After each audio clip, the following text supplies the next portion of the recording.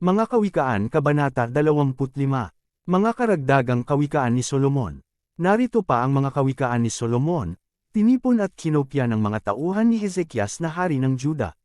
Kaluwalhatian ng Diyos na balutin ng hiwaga ang lahat ng bagay, at karangalan naman ng hari na ito'y saliksikin.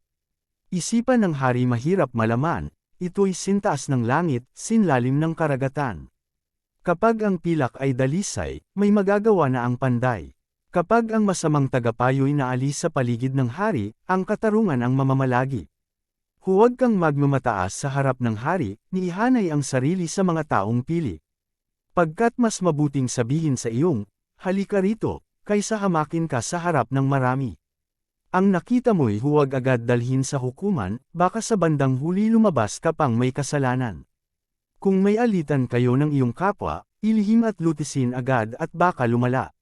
Baka ito ay malantad sa kaalaman ng madla at kayo'y malagay sa kaiyahiya. Kapag angkop sa panahon ng salitang binigkas, para itong ginto sa lalagyang pilak. Ang magandang payo sa marunong makinig ay higit na di hamak sa ginto o mamahaling alahas. Ang sagong tapat ay kasiyahan ng nagsugo sa kanya, tulad ng malamig na tubig sa panahon ng tag-araw. Ang taong puro pangako lamang ay parang ulap at hanging walang dalang ulan. Sa malumanay na pakiusap pusong bato'y nababagbag, sa pagtitiyaga pati hari ay nahihikayat. Huwag kakain ng labis na pulot-pukyutan at baka ito'y isuka mo lang.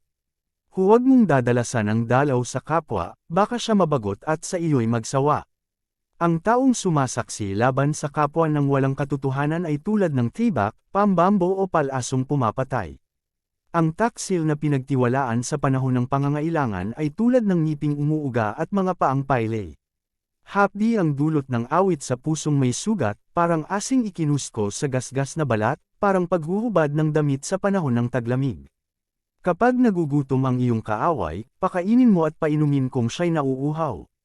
Sa gayo'y may lalagay mo siya sa kahihiyan at tatanggap ka pa ng gantimpala mula kay Yahweh.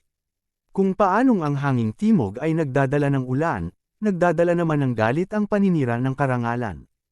Masarap pa ang tumira sa bubungan ng bahay kaysa loob ng bahay na ang kasama'y asawang madaldal. Kung paano ang malamig na tubig sa labing nauuhaw, gayon ang mabuting balita buhat sa malayong bayan.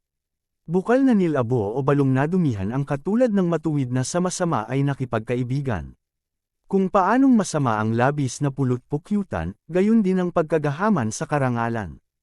Ang taong walang pagpipigil ay tulad ng lunsod na walang tanggulan, madaling masakop ng mga kaaway.